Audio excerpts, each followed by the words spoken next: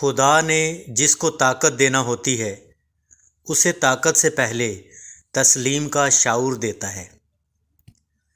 طاقت کے نیک امیدوار تسلیم سے ابتدا کرتے ہیں۔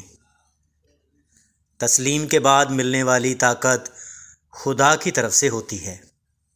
جو کوئی اپنی حاصل کردہ طاقت سے چلے گا تو پھر انجام کار فرعون اور نمرود ہوگا۔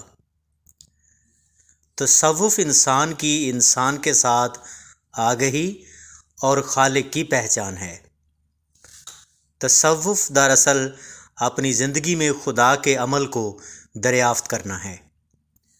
تلاش کرنے والا خود کسی کی تلاش ہوتا ہے۔ وہ انسان برکت والا ہوتا ہے جو چراغ آرزو جلتا رکھے اور اسے بجھنے نہ دے۔ آپ نیکی بدی کا تصور خود بنا لیتے ہیں، حالانکہ نیکی بدی کا تصور خدا نے خود بنایا ہے۔ خدا کسی لمحے غافل نہیں کہ اسے کسی لمحے ریمائنڈ کرایا جائے۔ جو طاقت والے ہوتے ہیں وہ طاقت کا استعمال اپنی مرضی سے نہیں کر سکتے۔ اہل مرتبہ سے پوچھا کہاں سے آ رہے ہو؟ تو بولے جہاں سے وہ لا رہا ہے۔ اہل مرتبہ وہ ہوتے ہیں جو اپنے مرتبے پر نازاں نہیں ہوتے۔